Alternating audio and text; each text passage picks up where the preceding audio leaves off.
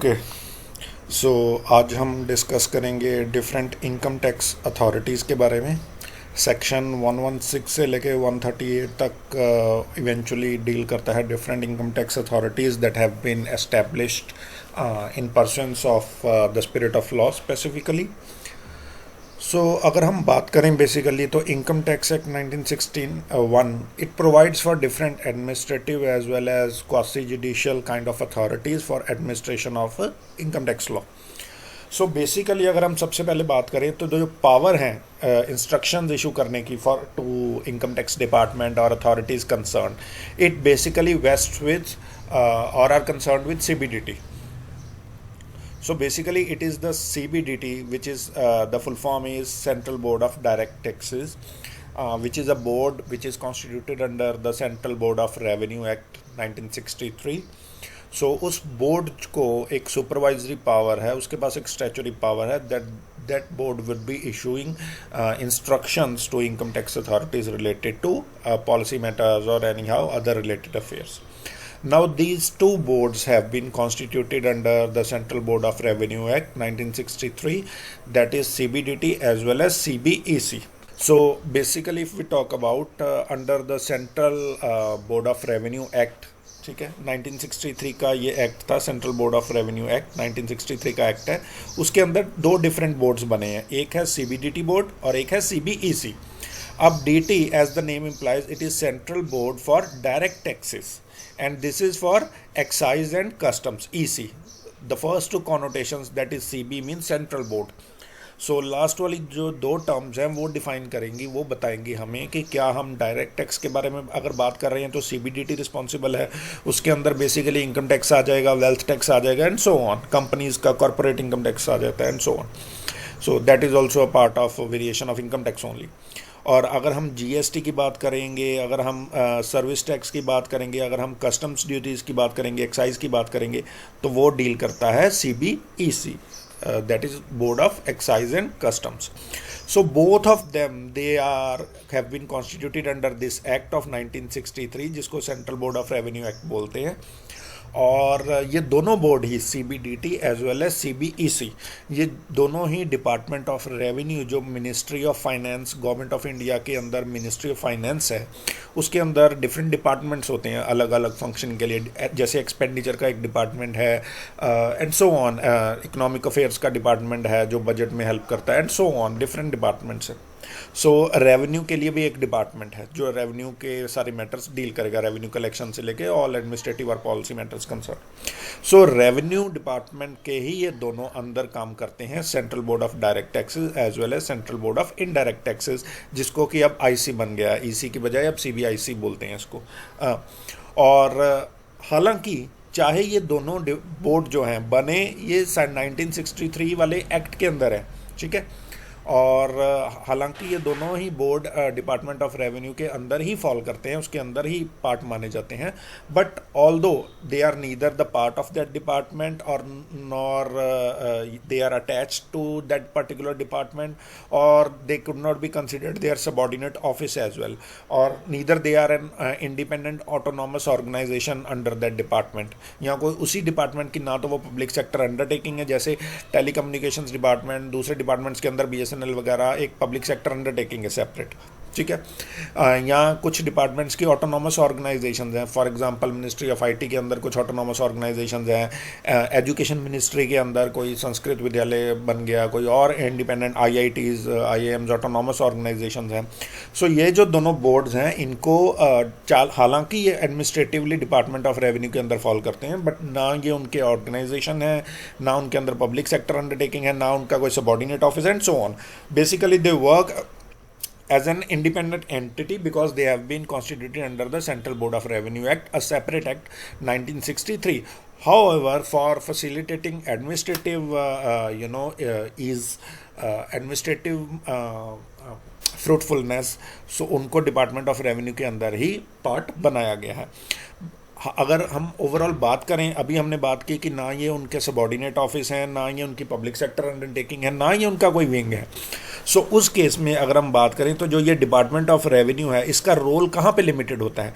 इसका रोल बताता है कोई भी गवर्नमेंट का डिपार्टमेंट है या मिनिस्ट्री है, उन सब के जो रूल्स होते हैं कि वो उनका फंक्शन क्या होगा, उनका दायरा क्या होगा, किस फ्रेमवर्क में वो काम करेंगे, क्या क्या काम वो कर सकते हैं, वो डिसाइड करते हैं government of India allocation of business rules 1961। वो बताते हैं कि ये रूल्स बताएंगे कि किस मिनिस्ट्री को, किस डिपार्टमेंट को, किस सेक्शन को क्या बिजनेस एलोकेट है, वो किस चीज़ से डील करेगा, एडमिनिस्ट्रेटिवली और otherwise. So government of India के अगर हम एलोकेशन ऑफ बिजनेस रूल्स की बात करें, वो इस डिपार्टमेंट ऑफ रेवेन्यू का रोल रिस्ट्रिक्ट करते हैं only with dealing with matters concerning this CBDT और सीबीईसी। सो इनके पास सिर्फ उनके मैटर्स के रिलेटेड डील करने की पावर है डिपार्टमेंट ऑफ रेवेन्यू के पास, एक form of light administration over these boards. It has no powers to exercise any overall administrative supervision over these boards or have a significant say or control over CBDT or any of its attached office, or namely income tax department. और ना ही department of revenue के पास कोई power है कि वो directly income tax act को या कोई भी और डायरेक्ट टैक्स है उसको एडमिनिस्टर करे। It will be administering all these revenue mechanism only through these two boards. अगर डायरेक्ट टैक्स है तो सीबीडीटी के थ्रू एडमिनिस्टर हो रहा है, अगर इनडायरेक्ट टैक्स है तो सीबीआईसी, अब आईसी बन चुका है इनडायरेक्ट टैक्स, तो उसके थ्रू एडमिनिस्टर होता है। डिपार्टमेंट ऑफ रेवेन्यू का एक एडमिनिस्ट्रेटिव बस एक रोल है कि वो उनके ऊपर एक सुप्रीम बॉडी है, सुपर इम्पोजिंग बॉडी है जिसके अंदर ये फंक्शन कर रहे हैं।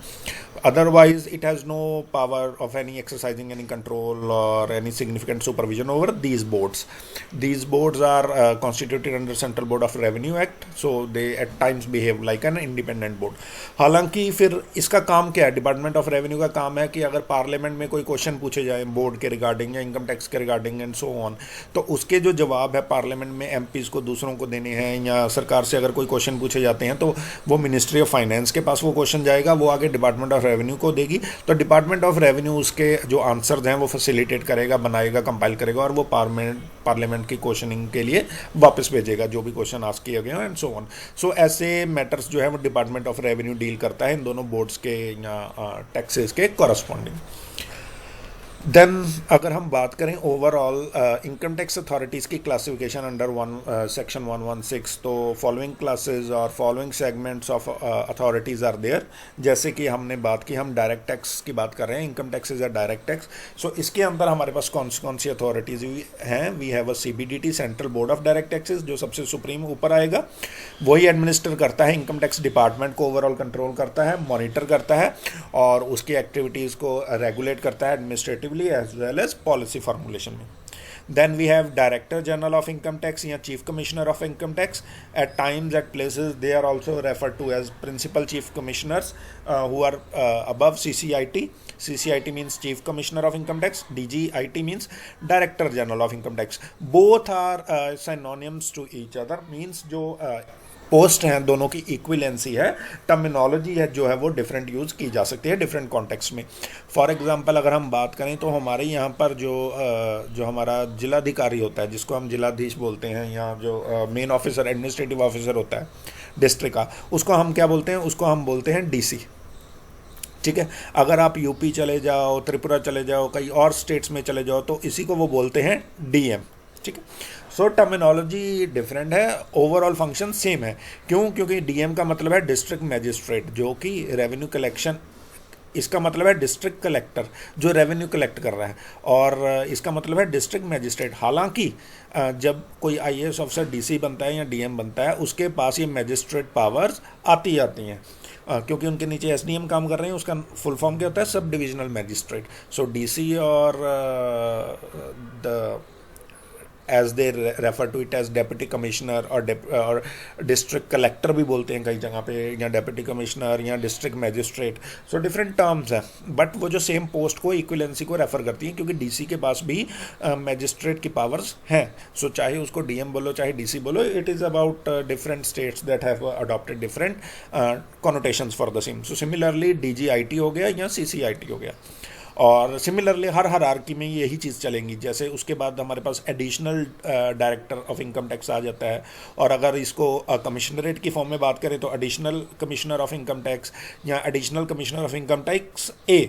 ये ए क्या है? ये ए डिफाइन करता है अपील सेगमेंट्स के लिए। एक अपीलिंग के लिए एक अलग प्रोसीजर है कि कोई आपकी लिटिगेशन है, आपको असेसिंग ऑफिसर ने या इनकम टैक्स ऑफिसर ने कोई चीज़ कोई टैक्स नोटिस भेजा, आपने उसको कंटेस्ट कर रहे हो, तो उसके बाद ऊपर कमिश्नर के पास जाएगी, एसीआईटी के पास जाएगी, कमिश्नर के पास जाएगी। उसके बाद कमिश्नर अपील एक डिफरेंट डेडिकेटेड विंग है। नॉर्मल ये एडमिनिस्ट्रेशन वाले आ गए, और ये एक डिफरेंट अपीलिएट विंग आ गया जो अपील ए वाला है। अपील की बात करें तो वहाँ पर हमारे पास सीआईटी अपीलेट फंक्शन आ जाएगा कि जिसके पास अपील दायर की जाए।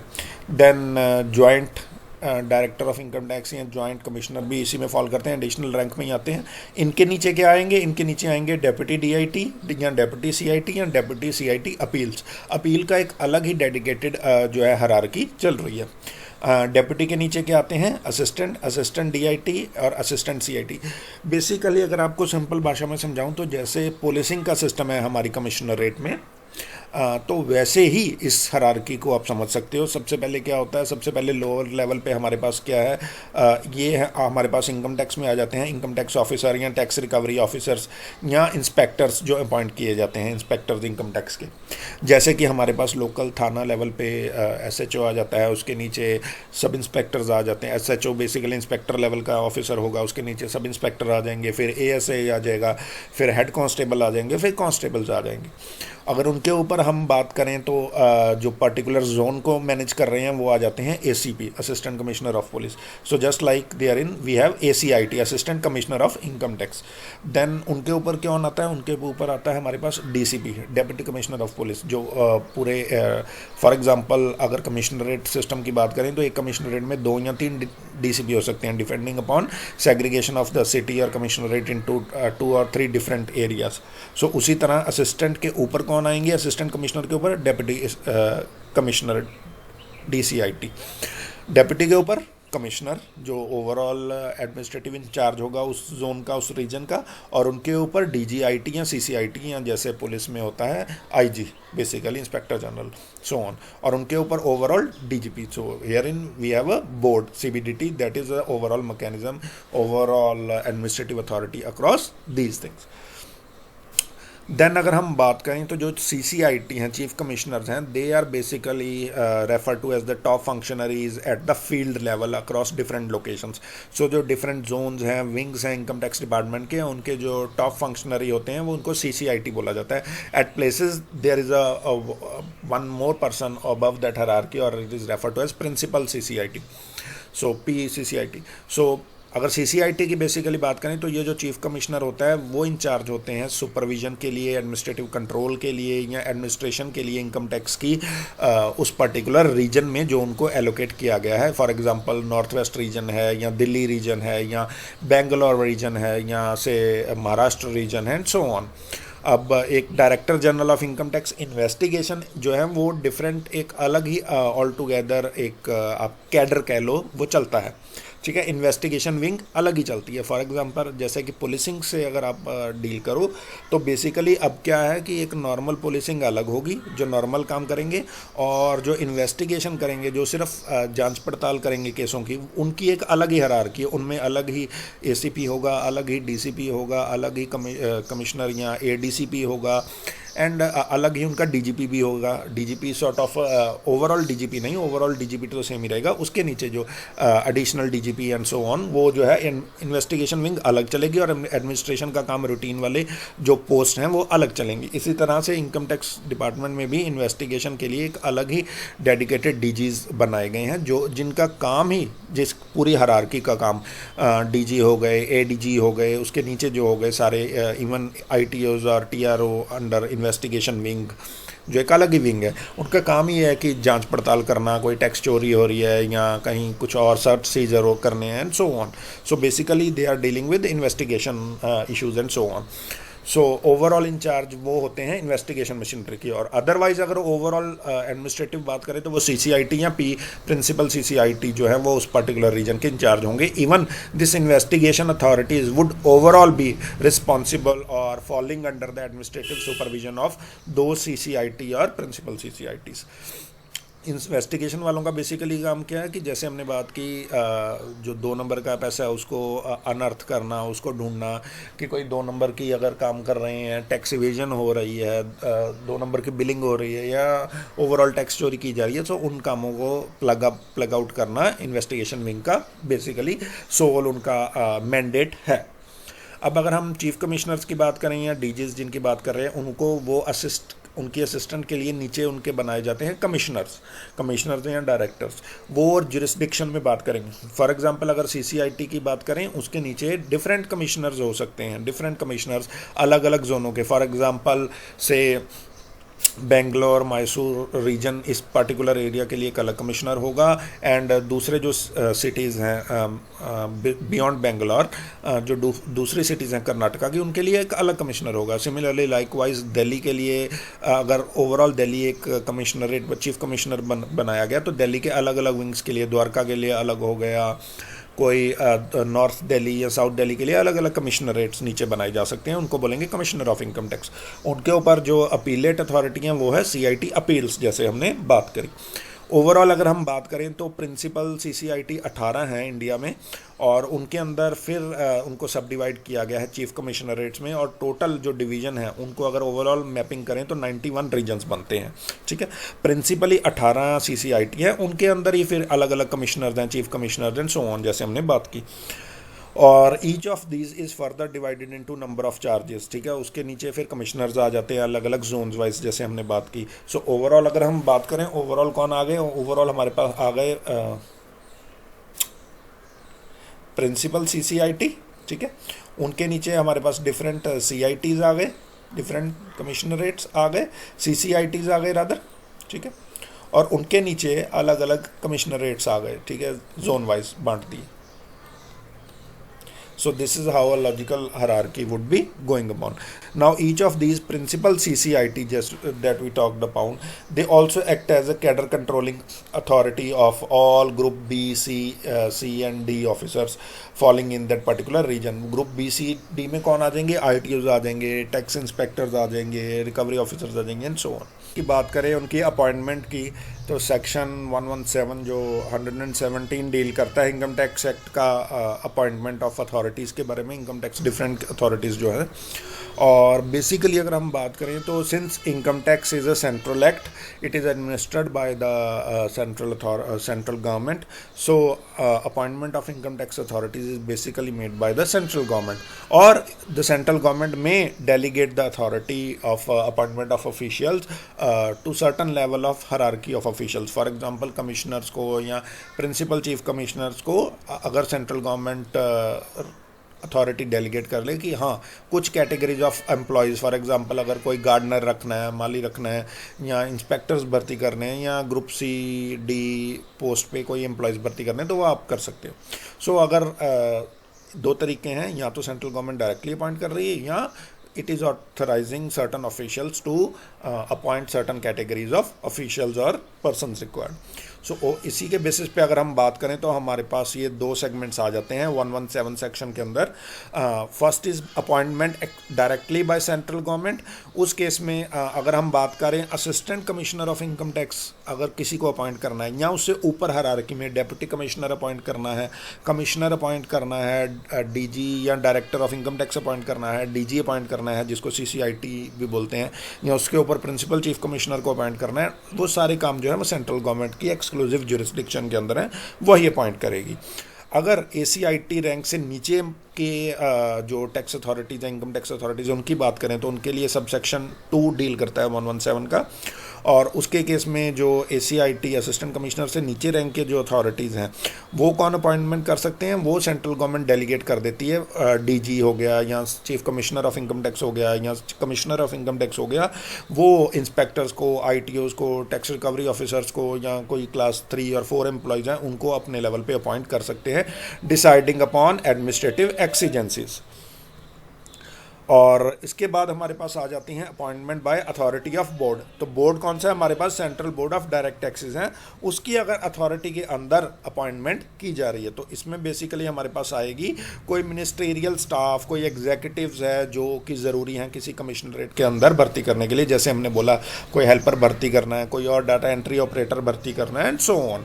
So by authority of board which is delegated to these authorities that could be appointed, such ministerial staff or executive authorities could be appointed and so.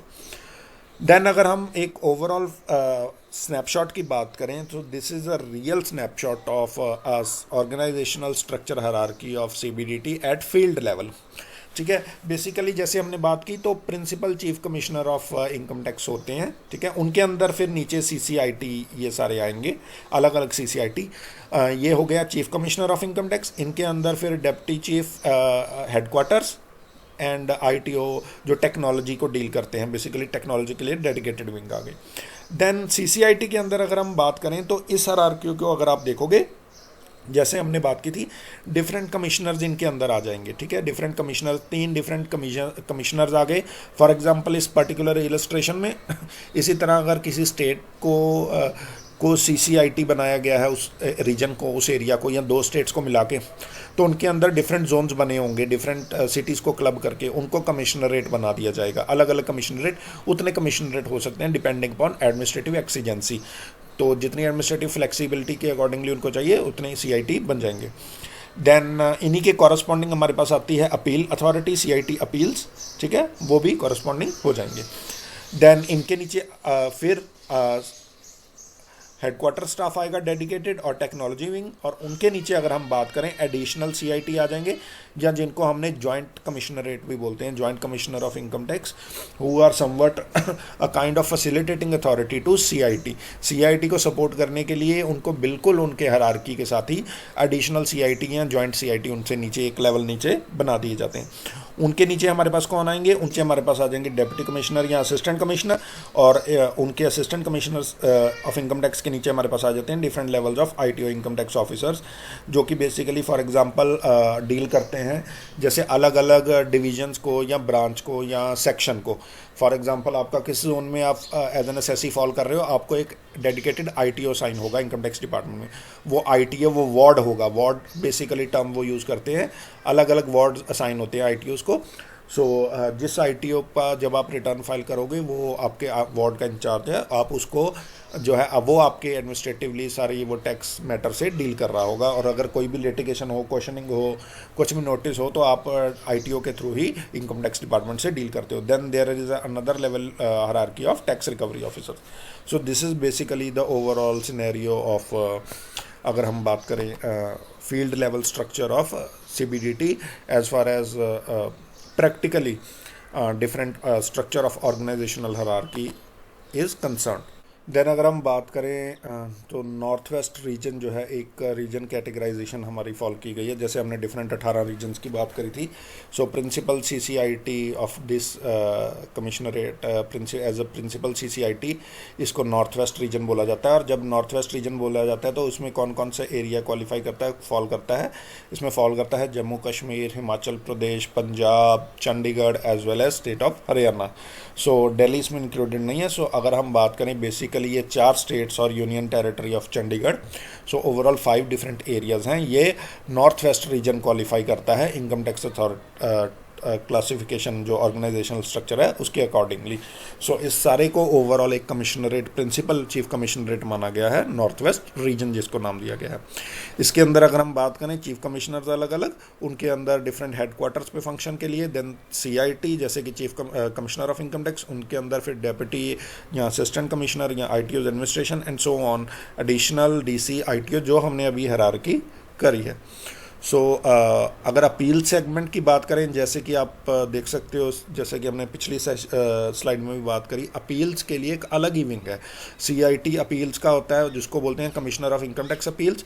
और अपीलेट की कौन कौन सी अथॉरिटी हैं, उसके ऊपर हमारे पास लेवल है ITAT जिसको बोलते हैं इनकम टैक्स अपीलेट ट्रिब्यूनल। अगर CIT अपील्स के फैसले से आप संतुष्ट नहीं हो या आपके फेवर में नहीं है, या you think some facts of law have been brushed aside, so you can go to ITAT CIT income tax appellate tribunal, वहाँ से नहीं हो तो फिर हाई कोर्ट जा सकते हो, एंड देन सुप्रीम कोर्ट। अगर दूसरे तरीके से बात करें लिमिट्स क्या है अपील करने के लिए, तो डिफरेंट ये नहीं है जैसे कि किसी की केस में भी 5,000 का इशू है तो आप सीधा सुप्रीम कोर्ट चले जाओ। जैसे कि कंज्यूमर प्रोटेक्शन एक्ट में भी डिफरेंट अथॉरिटीज़ बनाई हैं, district commission, then state commission and national commission. तो एक मॉनेटरी सीलिंग फिक्स की गई है कि कितने अमाउंट की लिटिगेशन हो तो कहाँ पर जा सकते हो। सो इस केस में भी अपीलेट फॉरम की भी अगर हम बात करें तो अगर 3 लाख से ऊपर है तो then you can approach for ITAT if the limits of tax under dispute, tax amount under dispute. अगर 10 लाख से ऊपर है तो हाई कोर्ट, अगर 25 लाख से ऊपर है तो सुप्रीम कोर्ट जा सकते हो, एंड सो ऑन। देन अगर हम बात करें तो अपील का प्रोसेस होता कैसे है। सबसे पहले असेसिंग ऑफिसर जो basically ITO and so on होगा, वो आपको असेसमेंट ऑर्डर देगा, और अगर आप सेटिस्फाइड नहीं हो तो इधर यू और assessing officer either of them can go to CIT appeals. वहाँ से फिर अगर डिससेटिस्फाइड हो या नहीं है तो अपील प्रोसेस ITAT में जा सकता है। अगर कोई पार्टी नहीं से सेटिस्फाइड, देन हाई कोर्ट, और then finally supreme court. Then अगर हम लुधियाना रीजन की बात करें तो उसके अंदर जो CIT हैं, जैसे हमने बात की प्रिंसिपल CIT, तो ये हो गया ओवरऑल, ठीक है। इतने स्टेट्स आ गए, उनमें 4 स्टेट्स आ गए और एक यूनियन टेरिटरी ऑफ चंडीगढ़ आ गया। अब with in Punjab different commissionerates हो सकते हैं। तो for example commissionerate of income tax Ludhiana है, उनके अंदर जलंधर रीजन आ गया, लुधियाना आ गया। एडिशनल जो कमिश्नरेट हैं, एडिशनल कमिश्नरेट जलंधर की बात करें तो जलंधर रीजन के अंदर Jalandhar 1, 2 categorization, Amritsar commissionerate, Jammu commissionerate including होगी हमारी। देन लुधियाना सेगमेंट की बात करें तो उसके अंदर एक दूसरी जो सेगमेंट है उनमें different wings of Ludhiana as well as Patiala और सिमिलर रीजन्स जो हैं वो उनके फॉल करेंगे। So this is how a field structure और hierarchy of at a lower level of commissionerate applies. Then अगर हम एक प्रपोज्ड मैकेनिज्म की बात करें तो जो एक tax administration reform commission TARC बनाया था गवर्नमेंट ने मिनिस्ट्री ऑफ फाइनेंस के अंदर, जिसको एक चार्ज दिया गया था कि कोई रिफॉर्म्स जो है वो रिकमेंड करे ओवरऑल टैक्स ऑर्गेनाइजेशन स्ट्रक्चर के लिए, हायरार्की के लिए, टैक्स बेस एक्सपेंड करने के लिए, डिस्प्यूट रेजोल्यूशन के लिए, and so many and number of issues. So उसने एक ये डिस्प्यूट रेजोल्यूशन के लिए Central board of direct Taxes के अंदर एक प्रपोज्ड मॉडल दिया है, जिसको कि अगर हम बात करें इंडिविजुअल इश्यूज हो गए, APA ग्रुप इश्यूज हो गए, सो AAR authority of advance rulings की बात करी गई है। सो उनके केस में प्री फाइलिंग रिटर्न्स अगर टैक्स पेयर के पास है या return filing stage tax payer, तो यहाँ पर फॉल करेगा, ठीक है। सो उसके बाद वो जाएगी असेसिंग ऑफिसर को, वो उसका ड्राफ्ट असेसमेंट ऑर्डर बनाएगा। अगर if there is something litigation goes on then that shall be recommended to, rather than sending it to directly to appeals, CIT appeals, it should be send to a tax payer dispute resolution centre. एक tax payer का dedicated dispute resolution centre बनाया जाए। और वो काम कैसे करेगा, वो समरी प्रोसीडिंग्स पे काम करेगा basically, and it will be having different powers or outcome with a dedicated timeline to follow। उसके बाद जो ऑर्डर है फाइनल वो असेसिंग ऑफिसर के पास जाएगा, और उसके बाद अगर फिर भी कोई इशू है तो लिटिगेशन में जाएगा। Then only the hierarchy of commissionerate of appeals और appellate tribunal, appellate panel could be there in. So उसके बाद IAT और then high Court as well as Supreme Court. But basically जो इम्पोर्टेंट मैकेनिज्म है वो है TDRC, tax payers dispute resolution centre बनाने का, जिसको फैसिलिटेट किया जाए rather than directly moving to commissioner appeals as a possible mechanism of facilitating resolution of tax demands or tax disputes.